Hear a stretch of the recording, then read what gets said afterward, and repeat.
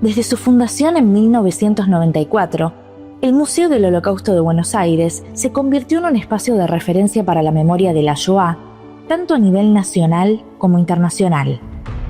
A 30 años de su creación, acompáñanos a conversar sobre el pasado, presente y futuro de nuestra institución. Esto es Nuestra Memoria Podcast, una producción del Museo del Holocausto de Buenos Aires. Hoy hablamos con... Soy Bruno Garbari, soy profesor de historia especializado en Shoah. Estoy vinculado a la institución desde el año 2005 y avancé hasta que me convocaron como referente de contenidos para hacer la muestra del nuevo museo. Yo soy Gabriel Miedemont, soy museólogo, participé en el equipo que diseñó la museología y la museografía de este museo. En este episodio, el museo a través de su contenido. Bueno, mi vínculo con la Shoah viene de una historia muy personal, en el cual yo me dedicaba a otra profesión, pero siempre tuve una pasión por la historia. Y a partir de un problema personal, de una enfermedad grave que he tenido y que tuve que viajar a Italia para trasplantarme, mientras me recuperaba, me anoté en la Universidad de Udine, porque justo me trasplantaron en Udine, y allí elegí unas materias para estudiar mientras estaba en proceso de recuperación, que era historia del judaísmo. Entonces, en esa materia yo estaba interesado por el judaísmo, por saber más. Yo había leído siempre mucho sobre la guerra, me había interesado desde chico las cuestiones del Holocausto. Y la profesora nos recomendó muy enfáticamente de ir a visitar Cracovia. Y cuando estuve en Birkenau, especialmente allí vi lo devastante que fue, por un lado, ver un campo tan gigantesco destinado para el exterminio de personas. Y yo ahí, en ese momento donde, por así decirlo, estaba luchando por mi vida, es donde sentí y dije, es un lugar pensado para el exterminio y yo tengo toda una red de contención para vivir. Si yo logro superar este obstáculo, voy a dedicarme a lo que siempre fue mi pasión, que fue la historia, y un compromiso que tomé como ser humano, que fue enseñar y divulgar lo que ocurrió en Auschwitz. A ver, yo soy el producto de dos familias goy en el medio de un barrio muy judío. Mi mamá vivía a una cuadra de la calle Warnes y mi papá en Paternal también del otro lado. En Paternal había muchas familias que, me acuerdo, yo decía la Bube Rosa siempre contaba cómo venían primos y no eran primos, siempre decía venía gente, venían tíos, venían primos, cómo iban rescatando gente, dándole un lugar, y que Argentina fue un lugar donde se podía llegar. Del Holocausto y de la historia del judaísmo me viene del barrio. Y empecé a estudiar el profesorado de historia y un día caminando por aquí vi que había un museo del Holocausto y decidí entrar. Y cuando entré vi que había algunos cursos y de golpe había dos sobrevivientes.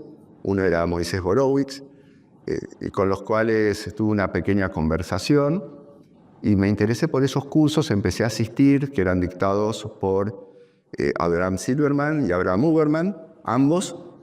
Empecé con el de cine y el de historia.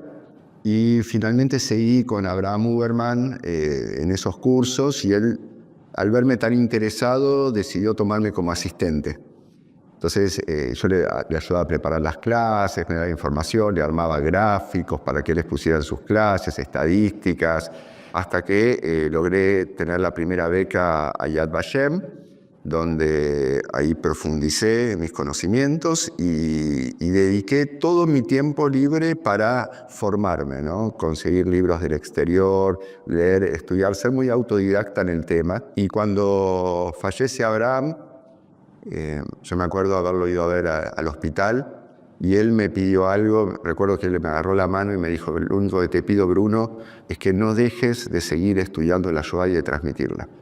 Ese fue un pedido que me quedó Y bueno, yo seguí. Vos tenés una primera aproximación con el museo con la muestra de Eichmann. Este fue el tercer paso. El primero fue la exposición de Eichmann, que fue una experiencia muy interesante porque ahí yo lo que pude jugar fue el llevar a la museografía parte del guión histórico, que era el descubrir.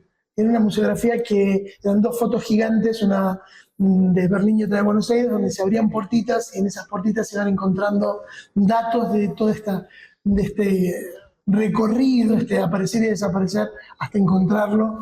Y lo otro que componía la sala era una suerte de casilla de migraciones, ¿no? Una ventanilla donde pasabas el pasaporte y contabas historia. Para mí fue sorprendente el ir a lo puntual, ¿no? Es decir, todo esto pasaba en la Argentina, todo esto pasó cerca, pasó por acá, y esa fue la primera exposición. La segunda vez fue Reflexiones sobre el Shoah. Ese fue un desafío, a mí me encantó porque hicimos desaparecer un piso de un colegio para que parezca una exposición museológica y tenía un recorrido muy interesante y un concepto tal vez de abuso del dolor, ¿no? Pero era una exposición oscura con un piso rojo sangre y no había espacio ni tiempo para sutilezas, entonces era de conceptos muy directos. ¿Qué recordás de ese primer museo, de Abraham Uberman y de tu circulación por este edificio, por este espacio? Mira, los recuerdos son muy buenos, ¿no? Porque por un lado siempre me abrieron la puerta, vieron mi interés y tuve una puerta abierta en el museo desde el inicio, que para mí eso ha sido muy importante. También como me tuvieron en cuenta, ¿no? De gestiones anteriores, con Graciela Ginich también, que cuando tuvieron que buscar gente para ir a especializarse a París, me eligieron. Entonces para mí eso ha sido también muy importante para mi formación. Y la verdad que el hecho de haber tenido como mentor a Abraham Uberman para mí ha sido algo muy importante. Yo diría que fue la vivencia más enriquecedora de mi vida laboral, desde el llamado tuyo, en el cual me hiciste esta propuesta, si estaba interesado, y para mí, yo no lo podía creer, porque sé que hay mucha gente muy idónea que se especializa en la temática. Que me hayas llamado, para mí fue algo que por un lado llevó a cumplir mi promesa cuando estuve en Birkenau esa vez. Digo, yo tengo que comprometerme en enseñar y divulgar lo que ocurrió acá, y qué mejor forma de poder participar de el desarrollo de un museo de la Shoah. Y por otro lado, con esa promesa también que le hice a Abraham Uberman de seguir con la temática el resto de mi vida, enseñando y comprometido con la temática. ¿Qué recordás de esas primeras conversaciones y de esas primeras reuniones con un edificio ya existente como es el de Montevideo? Y si vos me decís así rápido cuál es la imagen, para mí es Mónica. Mónica era con un carácter durísimo, con una claridad mental de hacia dónde iba. Igual era como la que decía, bueno, cálmense un poquito. Sí. Nos ponía de nuevo en los rieles. En los rieles, y aparte era como, me decía, no, lo tuyo es una estupidez, se bancaba a escuchar todo, y después decía, bueno, pero no. No es que te diciendo de entrada. Mónica fue muy, muy moderadora, y después yo creo que en ese año, corregime si no sí, más. Año y medio habrá sido, ¿no? Sí, año y medio. Año y medio, yo creo que fue como, ¿viste cuando salís de la primaria y empiezas el secundario y el primer semestre todavía decís la maestra sí. Y todavía sos nene? Creo que nos pasó eso, crecimos muchísimo. Sí. En ese año, para final de ese primer año, habíamos crecido muchísimo porque entendíamos qué hacía cada uno, o sea, entendíamos qué hacía el historiador, qué hacía el museo, qué hacía el arquitecto, qué hacía incluso el manejo institucional. ¿Viste cuando dicen si ordenás tu casa, si te ordenas la cabeza, sí. O si estás mejor vos, si te cortás el pelo, te afeitas, estás mejor vos? Y eso fue un poco, por momentos era de adentro para afuera, de afuera para adentro, pero cuando vos veías más lindo el edificio, avanzar la obra, ahí le creías, porque al principio seguíamos con el celeste descascarado. Claro, Entonces decís, va a salir un museo de acá. Y fue mucho esfuerzo y mucha fe. Yo creo que hubo mucha fe, porque al principio no era tan fácil verlo, ¿no? Pues está el edificio a medio hacer, el guión a medio hacer, los objetos no aparecían. ¿Qué recordás de ese tiempo cuando funcionamos transitoriamente en el Seminario Rabínico Latinoamericano y pensando y desarrollando y discutiendo y conversando sobre el nuevo museo? ¿Qué recuerdos te vienen a la mente y qué puedes decirnos de tu experiencia? Inicialmente fue como la felicidad y después decir, bueno, ¿cómo se hace un museo? ¿No? Ahí siempre recuerdo esa reunión que tuvimos en un bar donde empezábamos a ver y a delinear ejes de contenidos para el museo, y realmente es como que no sabíamos. Y después, en la medida que estábamos allá en José Hernández, en Reflexiones, que colaboraba con Reflexiones mientras paralelamente avanzábamos, era como tratar de buscar, la primera instancia era todos los contenidos que tendrían que entrar. Entonces fue un trabajo gigantesco, hasta que llegó Abraham Milgram a coacharnos.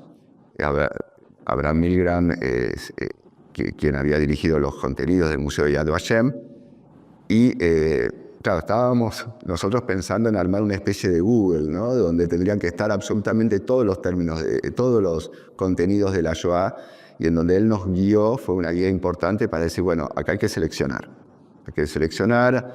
Hay que armar como un guión, y en donde ese guión lo fuimos estructurando de una manera determinada, se pensaron variantes. Bueno, fue un proceso que llevó 2 años de intenso trabajo. También quiero mencionar a voluntarios, ¿sí? Voluntarias que trabajaron y nos dieron, sin su ayuda, en la gestión de los contenidos, hubiese sido muy difícil.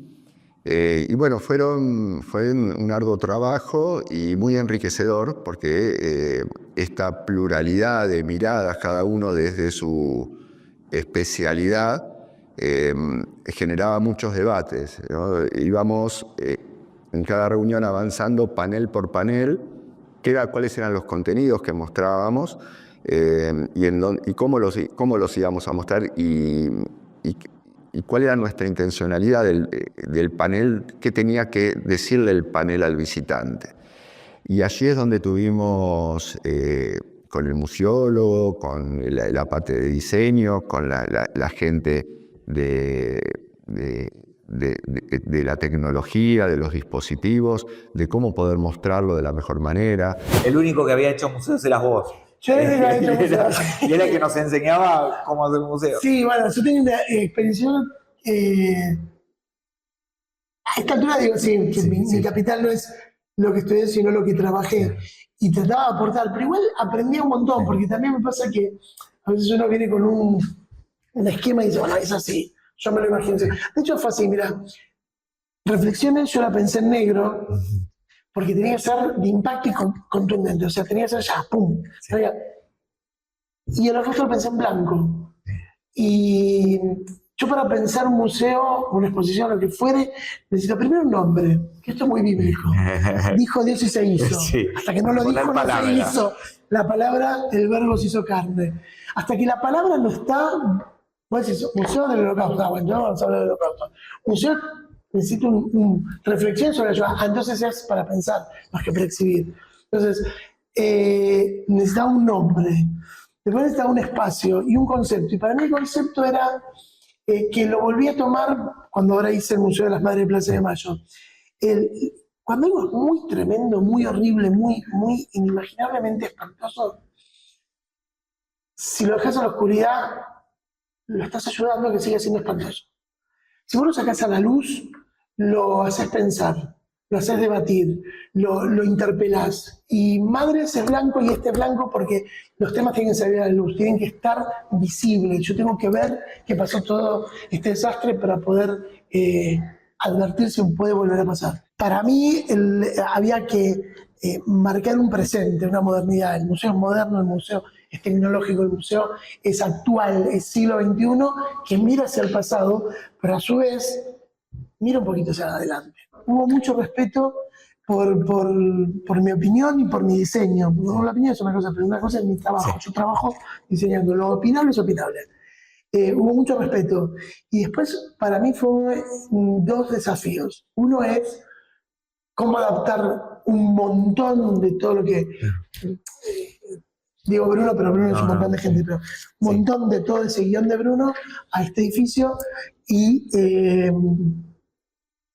el desafío de aprender a trabajar con gente muy diferente. Es un museo que visitaría, un museo que yo elegiría visitar.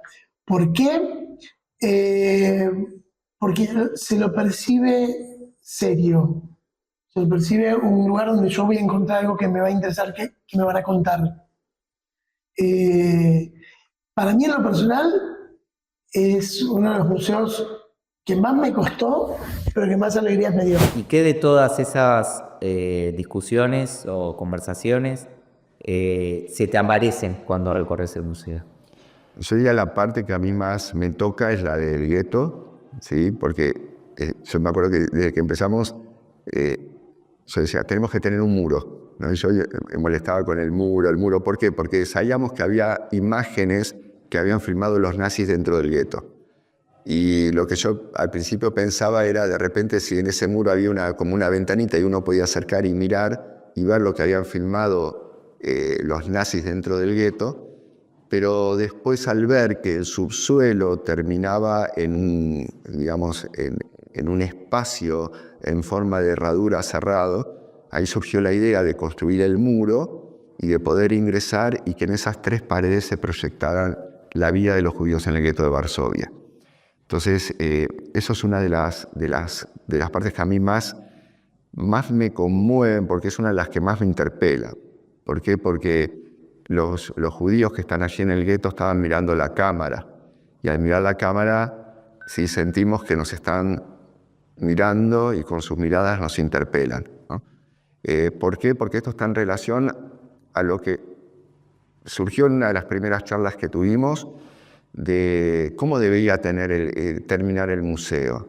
Y el museo debía terminar con un mensaje distinto. El museo, el visitante, según nuestro criterio, debería irse del museo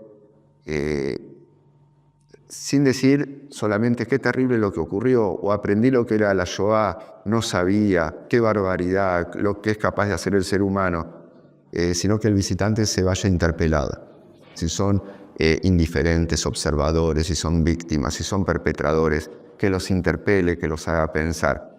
Esto es el leitmotiv del museo, que si el visitante, cuando sale del museo, ve una situación y de esa situación de alguna forma le haga ruido, ¿sí? Si decide ser indiferente y esa indiferencia le hace un mínimo ruido, entonces valió la pena haber venido al Museo de la Shoah. ¿Cuáles de las cuestiones que vos imaginabas o pensabas del museo fueron mucho más allá de tu imaginación en el resultado de la exhibición? Desde el inicio, todo, absolutamente todo. Porque al principio yo pensaba como un museo, como era la muestra anterior, un poco ayornada, pero me lo imaginaba con información por todos lados. No me imaginaba el uso de la tecnología, ¿sí? O sea, todo ese plus que ha dado el museo para convocar a gente joven, ¿no?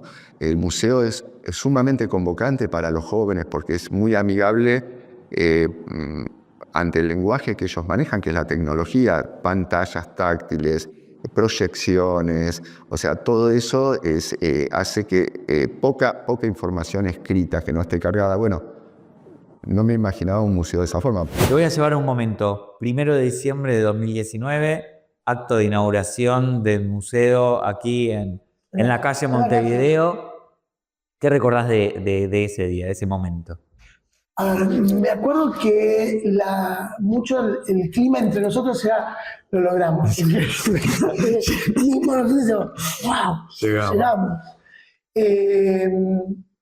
mucha alegría, mucha admiración por lo que se mostró. A mí lo que me impactó después del 1 de diciembre, uno trabaja para quien paga los mariachis, ¿no?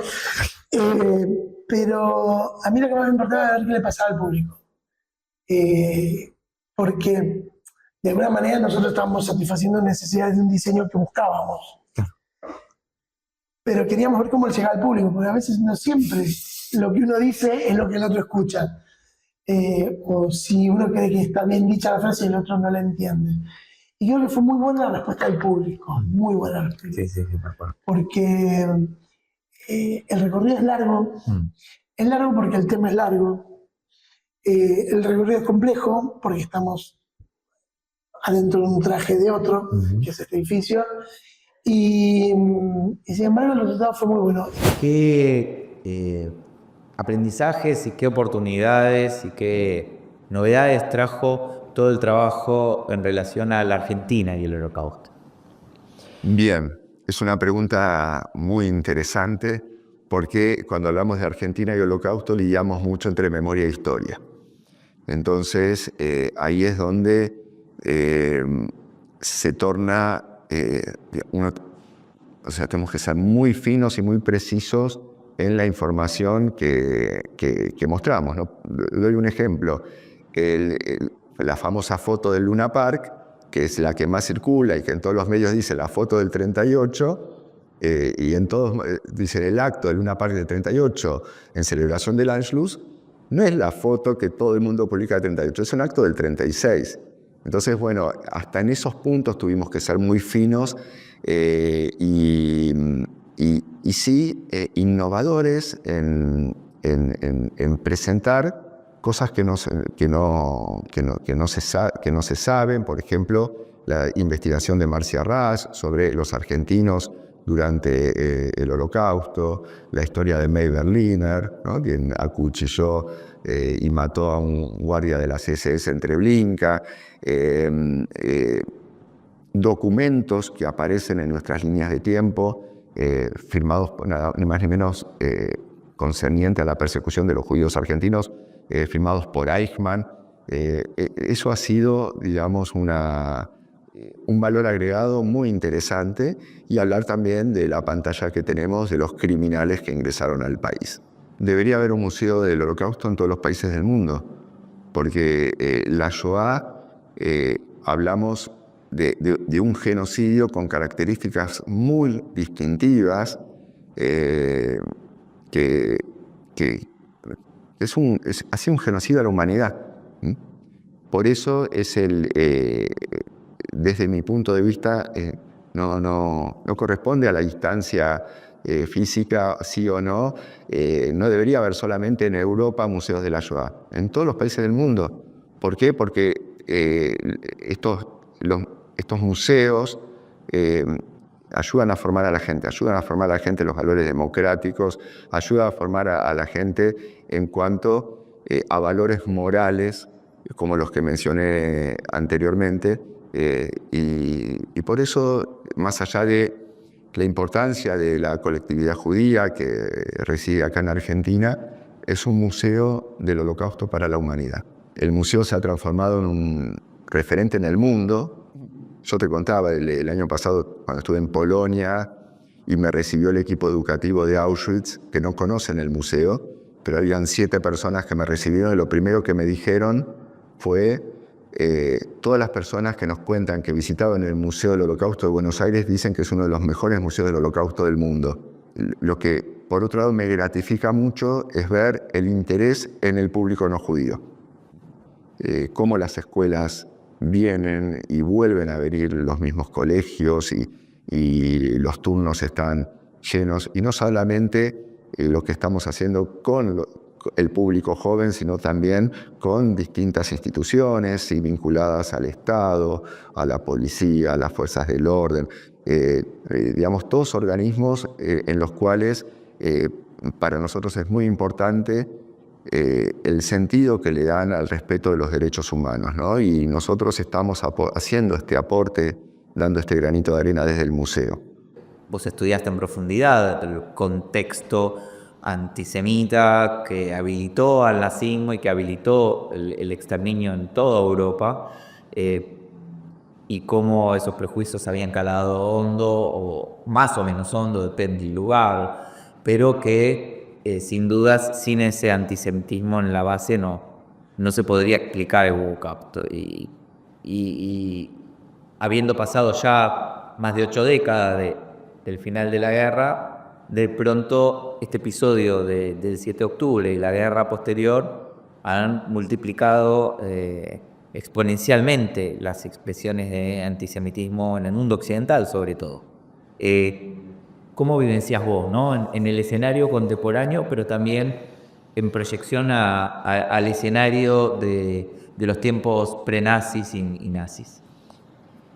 Es difícil dar esta respuesta porque estamos en el medio de la corriente, ¿no? En donde se ve cómo prolifera, ¿no? Tantas, y además al tener este acceso a redes sociales, uno continuamente está viendo imágenes que yo, como lo vivo por momentos, hasta con miedo, porque ver imágenes de judíos que son golpeados en las calles, perseguidos, insultados, bueno, a mí me conecta mucho con ese periodo. Si bien marcamos las diferencias, pues en ese periodo del nazismo, donde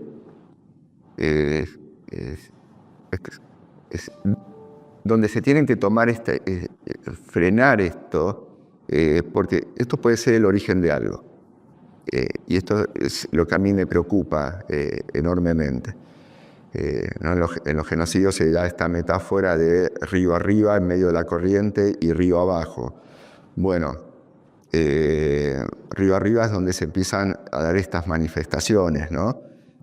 Donde empiezan a estar las señales, y es donde hay que actuar justamente en las manifestaciones pregenocidas, ¿no? Que puedan derivar después en un genocidio. Una vez que un genocidio empieza, y ya es muy difícil detenerlo. Si se lo detiene, ya el costo es muy alto. O sea que todo esto lo veo como un caldo de cultivo que se está exacerbando cada vez más, y lo vivo sinceramente con mucha preocupación. Si bien acá en Argentina no se están viendo casos así tan explícitos como se están viendo en Europa o en Estados Unidos, pero mi mirada frente a eso es de preocupación y miedo también. ¿Cuál sentís vos, habiendo estado tan cerca sobre todo de esta nueva exhibición, pero de la institución durante tantos años, cuál crees que vos, el rol actual proyectado al futuro del Museo del Holocausto de Buenos Aires? Para mí es como que tiene dos palabras. Una es memoria, pero una memoria activa con la reflexión. Creo que el rol que tiene hoy el museo es reflexionar y dar, no dejar solamente en lo que pasó y en lo que dolió, sino ayudar a que eso se transforme en algo que genere nueva vida, nuevo pensamiento, nueva reflexión, y sobre todo nueva reflexión, sobre todo pensar hacia dónde vamos. Porque no es que porque estoy vivo voy. Una cosa es vivir y otra cosa es durar, ¿no? Vivir para mí implica hacer, pensar, construir. Y el museo a cada visitante le deja eso, le deja un poquito del, bueno, hagamos algo más, o ya con que cuentes que hay un museo del Holocausto, ya estás colaborando. Ya si reflexionas sobre eso, más. Si miras parte del museo y dices, mirá, ojo, puede volver a pasar esto, no hagamos esto.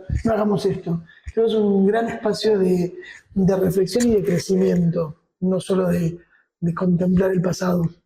Pensando a futuro, para mí el Museo del Holocausto de Buenos Aires tiene que ser, y viendo cómo sigue avanzando, el referente del Museo del Holocausto de Latinoamérica, ¿sí? Y como centro educativo también, no museo, sino también educativo, para poder dar posibilidades a quienes de repente no puedan viajar a Yad Vashem o no puedan ir a otros lugares, encuentren en nuestro museo un referente latinoamericano de enseñanza de la Shoah.